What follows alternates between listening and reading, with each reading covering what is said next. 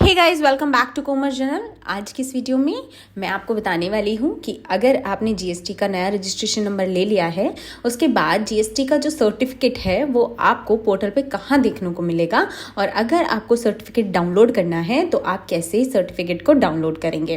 Guys, GST का certificate आपके पास होना मैंडेटरी होता है। अगर आप मान लीजिए बिजनेस ओनर हैं और आपने जीएसटी में रजिस्ट्रेशन कर लिया है, उसके बाद आपको अपने प्रीमाइस में जीएसटी का रजिस्ट्रेशन सर्टिफिकेट प्रिंट निकाल कर आपको लगाना होता है अपने ऑफिस के अंदर। अगर आप अपने ऑफिस के अंदर उसे सिचुएटेड नहीं करते हैं तो कभी अगर मान लीजिए जीएसटी का ऑफिसर विजिट करने आ जाता है तो आप पे पेनल्टी लगा सकता है अगर वो सर्टिफिकेट वहाँ पे उन्हें दिखाई नहीं देता है। तो साथ में जीएसटी नंबर भी आपको अपने जो बोर्ड है या फिर जैसे आपके ऑफिस के बाहर आप उसे लगा सकते हैं। ये लगाना आपके लिए मैंडेटरी होता है, इसके लिए भी पेनल्टी लगाई जा सकती है।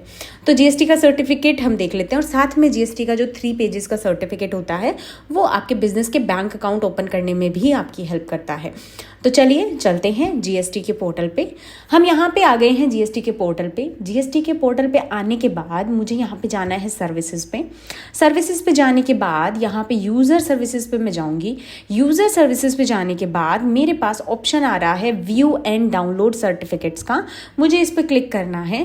क्लिक करने के बाद जो मेरा रजिस्ट्रेशन 06 फॉर्म है वो दिखाई देगा रजिस्ट्रेशन सर्टिफिकेट के साथ, और साथ में ये भी पता चलेगा कि डेट ऑफ इशू क्या थी।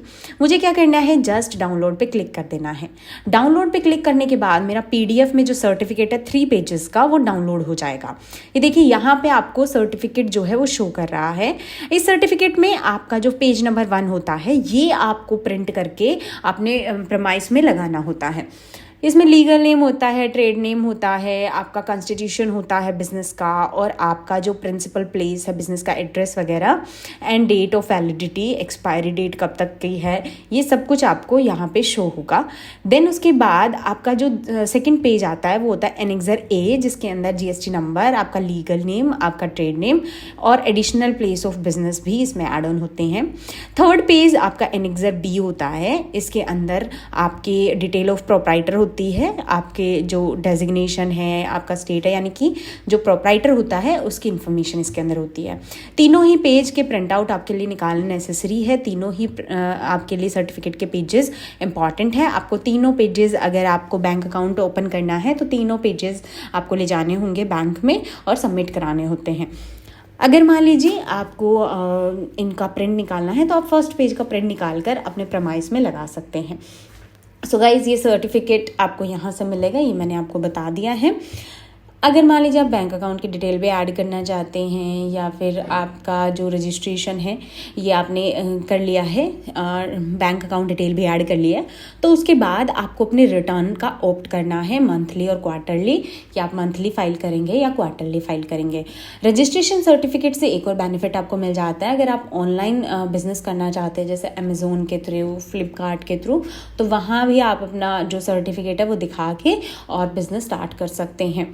कोई भी बिज़नेस आप स्टार्ट करने के लिए आपके पास जीएसटी सर्टिफिकेट होना नेसेसरी होता है, मतलब अगर आप फर्दर ऑनलाइन वगैरह बिज़नेस करना चाहते हैं तो ये सभी चीज़ें आपको ध्यान में रखनी है और सर्टिफिकेट अपने पास ज़रूर रखना है आपको। So thank you so much. अगर इन्फॉर्मेशन आपको अच्छी लगे तो चैनल को लाइक कर लीजिए, शेयर कर लीजिए एंड सब्सक्राइब कर लीजिए।